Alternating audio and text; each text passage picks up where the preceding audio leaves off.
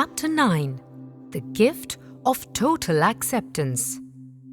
He is a wise man who does not grieve for the things which he has not, but rejoices for those which he has. I accept life unconditionally. Most people ask for happiness on condition. Happiness can only be felt if you don't set any condition. Nobody needs to go anywhere else. We are all, if we only knew it, already there. If I only know who in fact I am, I should cease to behave as what I think I am. And if I stopped behaving as what I think I am, I should know who I am.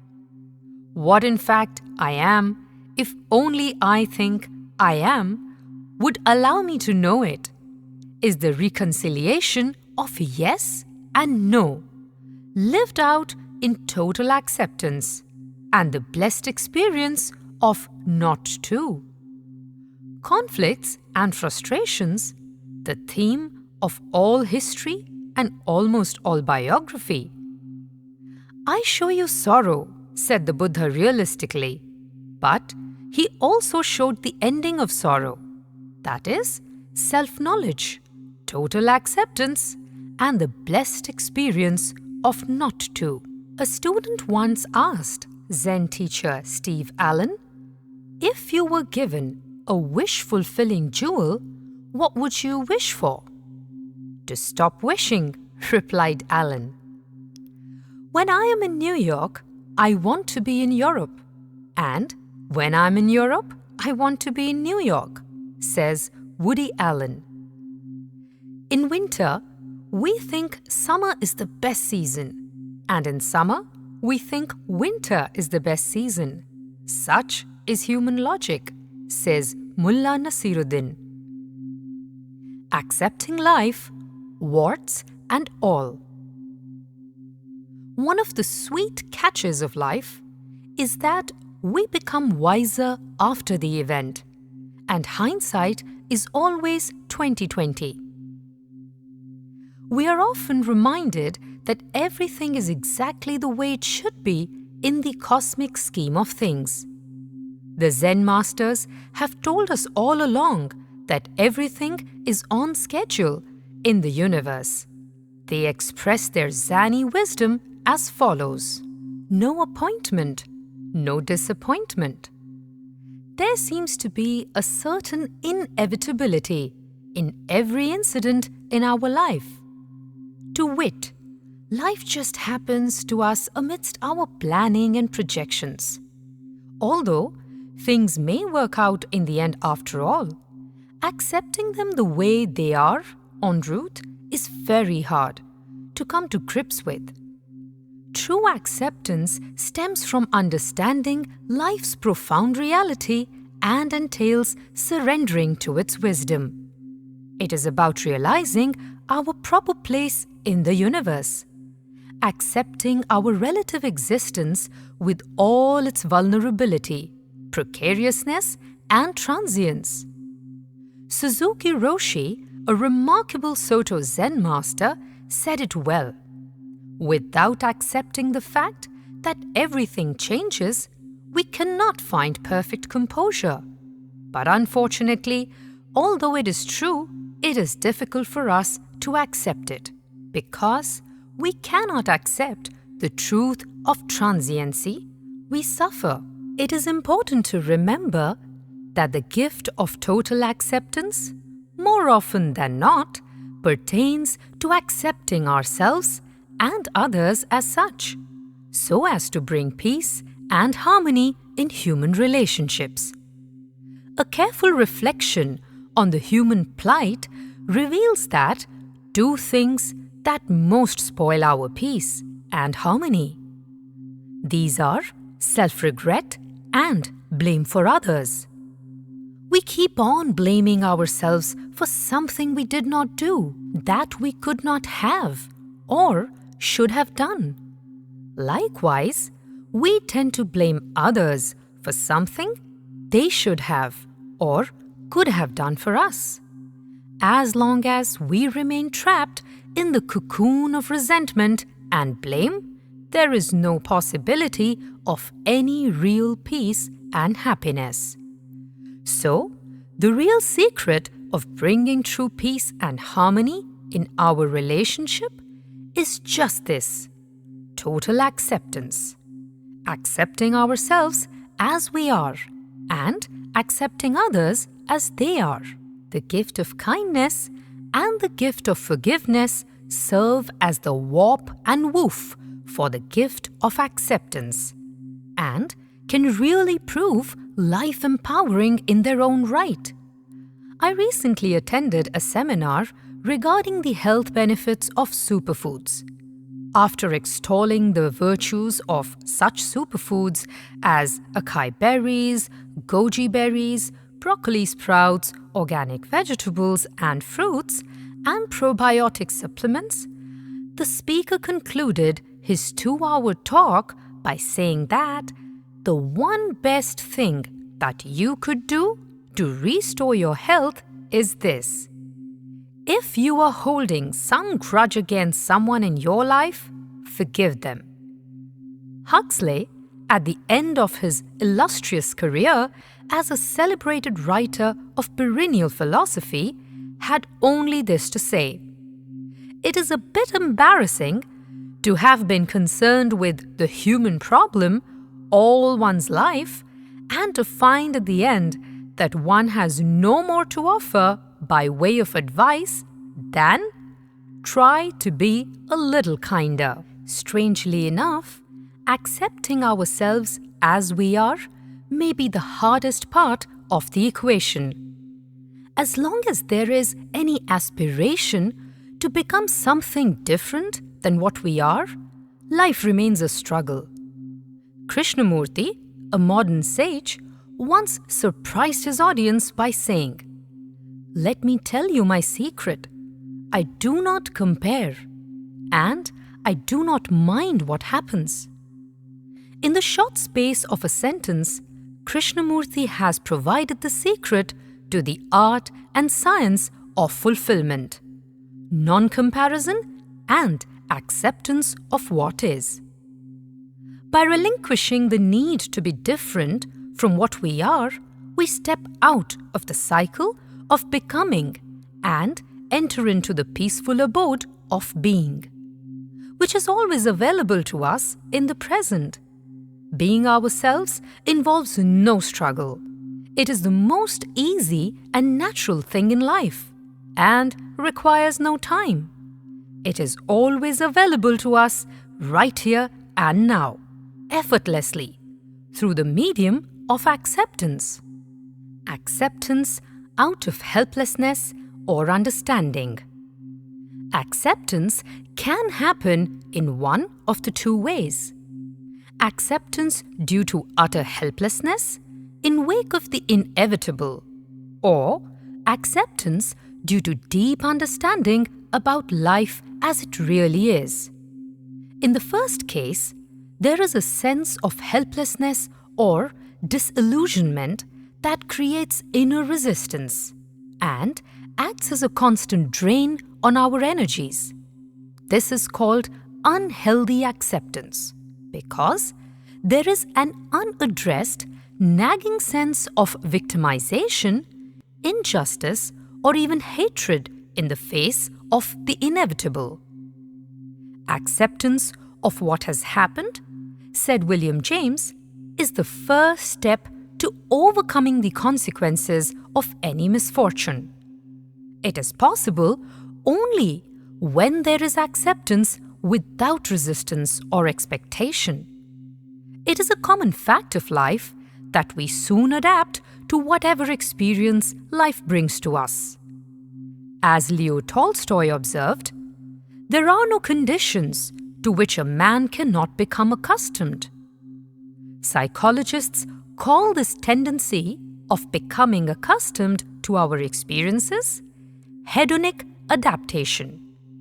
According to this theory, we tend to maintain a relatively stable level of happiness despite major positive or negative events, the second type of acceptance is the result of clear understanding of the real nature of our existence and its props: finite, precarious, and time-bound. The idea is not just growing accustomed to life conditions helplessly, but accepting their inevitability without preference or denial. This is called happy acceptance. It has a transformative power that transmutes the misfortunes into opportunities of self-growth and development. It is perhaps this type of acceptance that Catherine Mansfield had in mind when she observed that everything in life that we really accept undergoes a change. The most important point to remember here is that, with some reflection, the first type of acceptance can be transformed into the second type of acceptance. However, it is not always the case that pain in our life gives way to understanding. But when it does happen, the inner resistance is replaced by life-affirming wisdom. Healthy acceptance is beautifully expressed in what is known as the Serenity Prayer. O Lord, grant me the serenity to accept what I cannot change. Grant me the courage to change what I can change, and grant me the wisdom to know the difference. The prayer bestows the three virtues of acceptance: courage and discernment, balance of mind to accept what cannot be changed, courage to transform what can be changed, and the discerning wisdom to know what can or cannot be changed in life. Expect nothing, accept everything. It has been observed that the sure road to contentment is paved by expecting nothing and accepting everything. At first, this may sound like a counsel of perfection. The following story splendidly illustrates the wisdom of acceptance in life as it unfolds without resistance or expectation. Good luck or bad luck? How do we know? An old man was living with his son at an abandoned fort on the top of a hill, and one day he lost a horse. The neighbors came to express their sympathy for this misfortune, and the old man asked, "How do you know that this is bad luck?" A few days afterwards, his horse returned with a number of wild horses, and his neighbors came again to congratulate him on this stroke of fortune.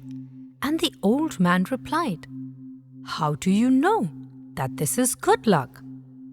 With so many horses around, his son began to take to riding, and one day he broke his leg. Again, the neighbors came around to express their sympathy, and the old man replied, "How do you know this is bad luck?" The next month, there was a war, and because the old man's son was crippled, he did not have to go to the front. Total acceptance, not a passive resignation. We should not, however, misconstrue the gift of total acceptance as the recipe for doing nothing and accepting passively whatever life brings to us. If there arises a spontaneous urge to change what is, then total acceptance also means accepting that urge and acting on it. Total acceptance is not a recipe for laziness, but a philosophy of spontaneous engagement with the flow of life, without preference or rejection. Walt Whitman, in his poetry collection, Leaves of Grass, takes this to be a great life lesson. Here, the profound lesson of reception, nor preference nor denial. total acceptance, letting things be. Total acceptance also means letting things be, or, as Chinese wisdom puts it, not legging the snake.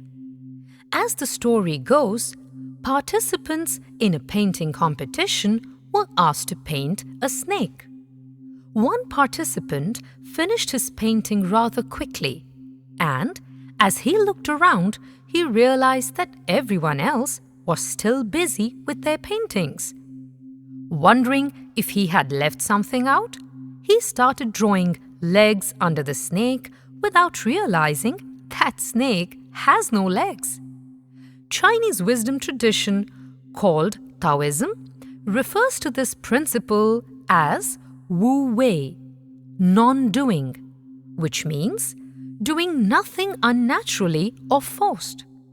It is about refraining from an undue interference with the natural flow of things. In his book, Zen in the Art of Archery, Eugene Herrigel was gently reprimanded by his Zen master for trying to force the results too willfully. Thusly, what stands in your way is that you have a much too willful will. You think that what you do not do yourself does not happen.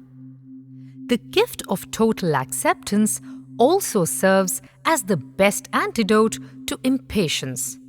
Sometimes, in our bid to hasten the process of life, we end up hurting it permanently. Not unlike the farmer who, in order to help the plants grow faster, ended up killing them by trying to pull them up a bit. As they say in Zen, don't push. Here is another story that illustrates the deleterious effect of trying to help the course of nature without really understanding the sacred wisdom of its natural course. The need and importance of struggle. A man found a butterfly cocoon. One day, a small opening appeared. He sat and watched the butterfly for several hours as it struggled to force its body through the little hole. Then, it seemed to stop making any progress. It appeared as if it had gotten as far as it could, and it could go no further. So, to help the butterfly, he took a pair of scissors and snipped off the remaining bit of the cocoon. The butterfly then emerged easily, but it had a swollen body and small shriveled wings. The man continued to watch the butterfly because he expected that at any moment the wings would enlarge and expand to be able to support the body, which would contract in time. Neither happened. In fact, the butterfly spent the rest of its life crawling around with a swollen body and shriveled wings. It never was able to fly.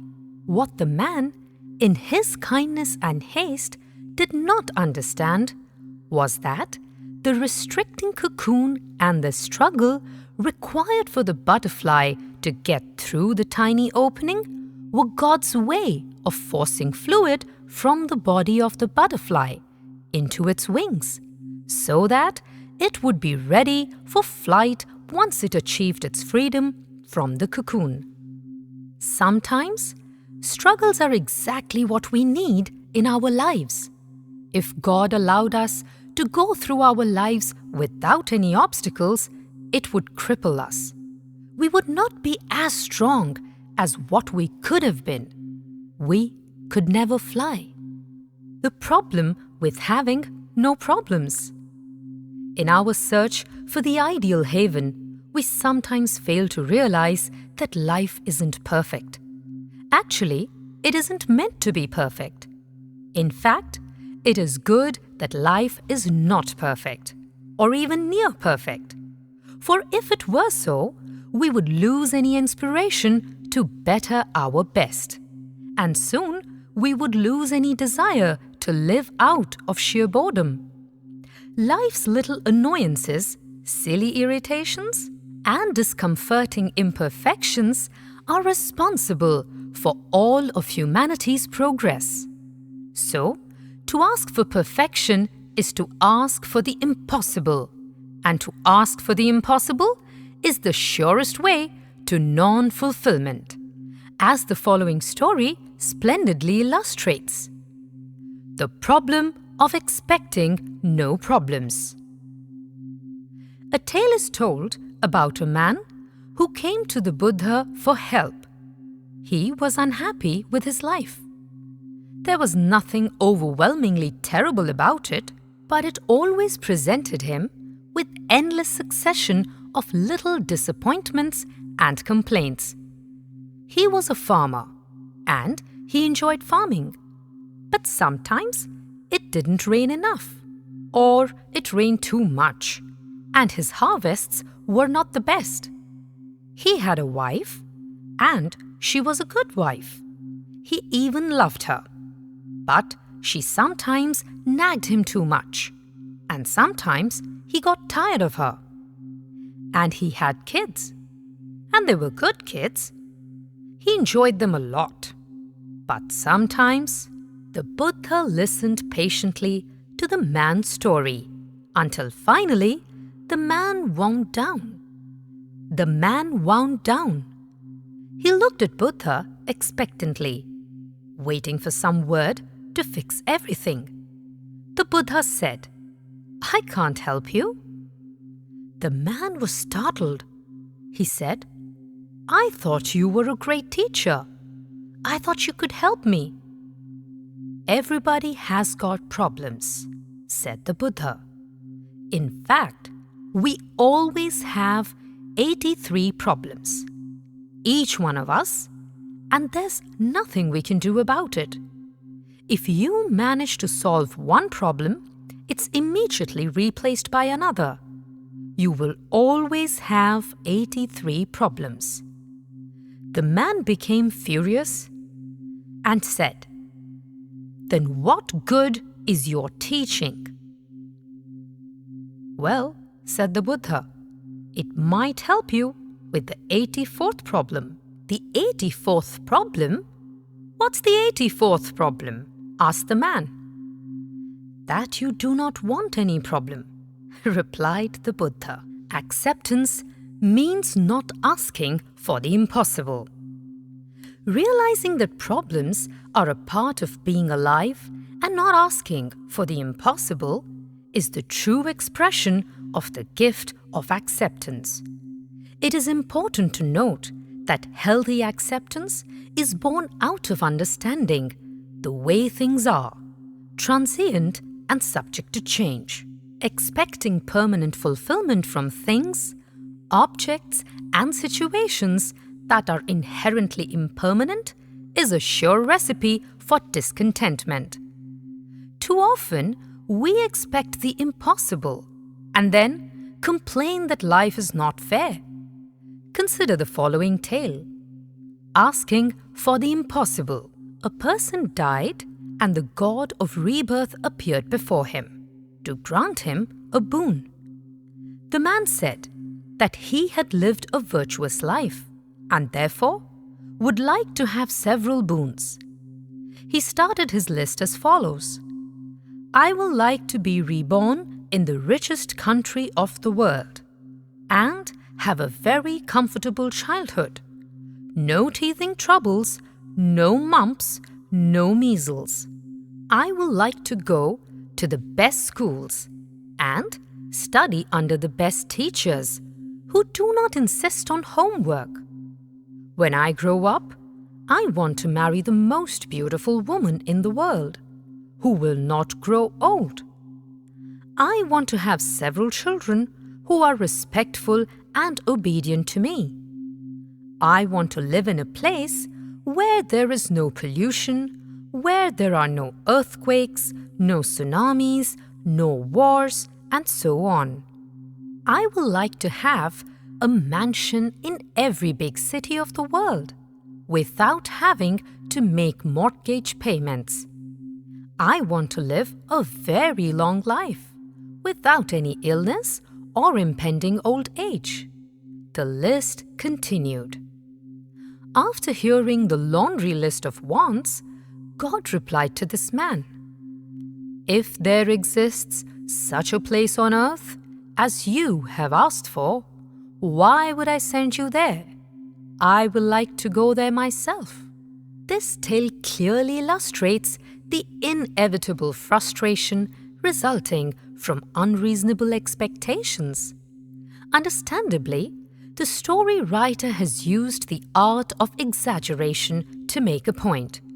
But isn't this how we keep unconsciously priming the pump of our expectations? When we approach life in this manner, we ask for guaranteed disappointment. There is no fulfillment in expecting the impossible. Healthy acceptance is based on the understanding that somehow whatever happens, happens for good, and that things have a way of working out in the end. There may be an invisible cosmic hand guiding the course of our destiny and choreographing the events of our life.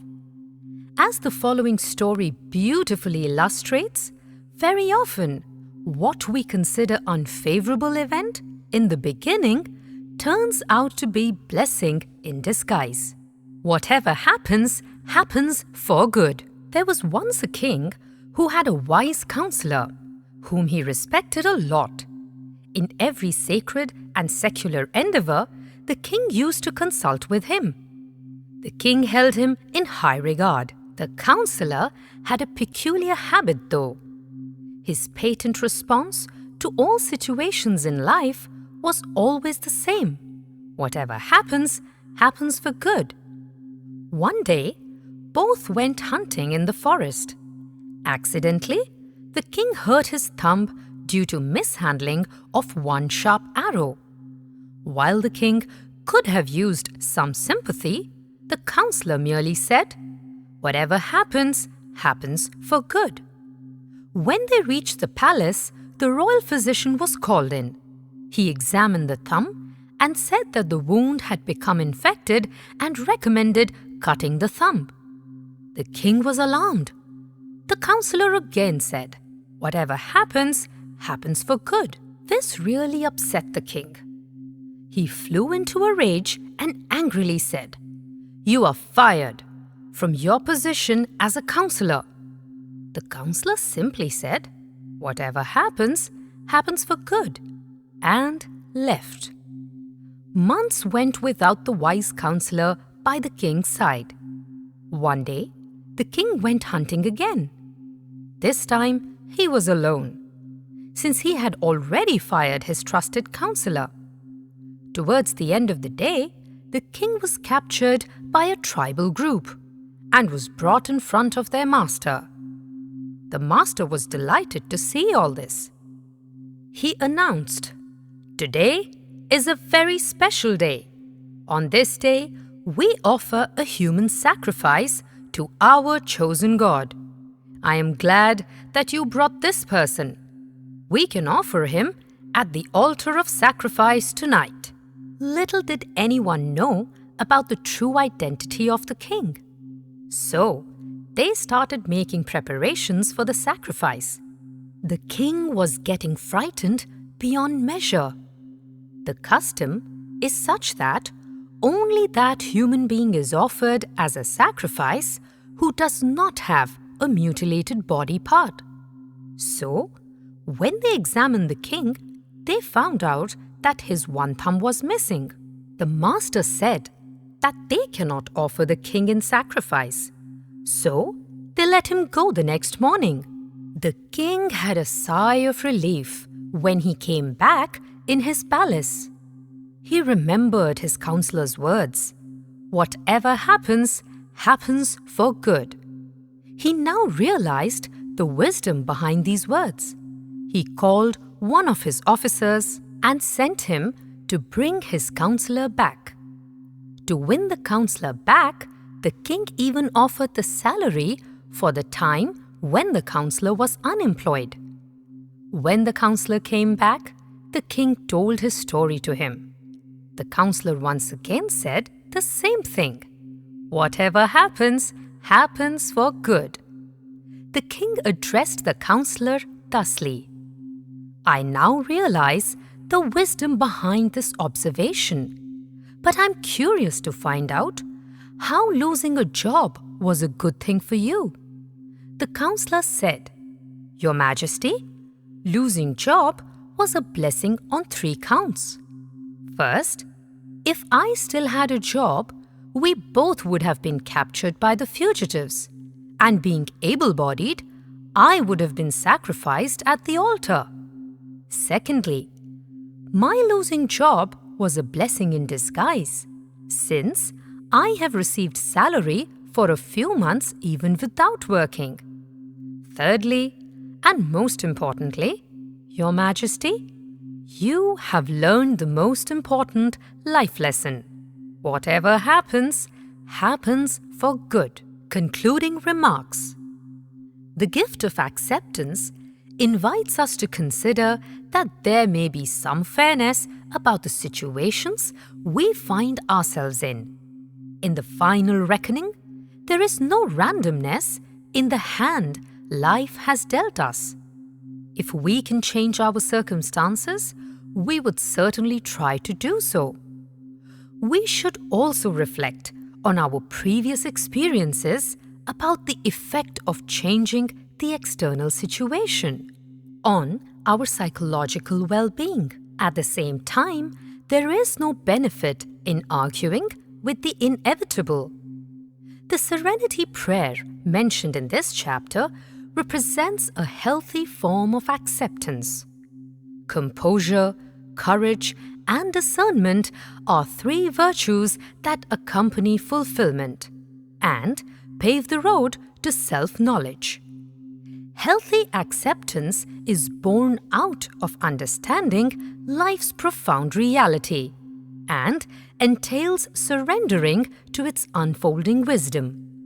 It is about realizing our proper place in the universe, accepting our relative existence with all its vulnerability, precariousness, and transience.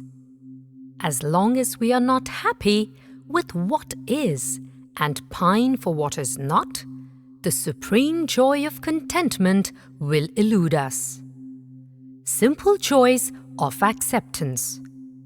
Whatever gifts life brings, unasked as matter of course, I embrace joyfully and wholeheartedly, without imposing my naive preferences. For how do I know what is good and what is bad for me, unless life has run its full course? Accepting everyone and everything as is, we move away from surface likes and dislikes to submit to life's abiding wisdom in granting what is best for us in life's long strides. Accepting things and people as they are does not mean passive submission or deference. Being open to change what we can, and by patiently bearing what we can't, with wisdom that knows the difference.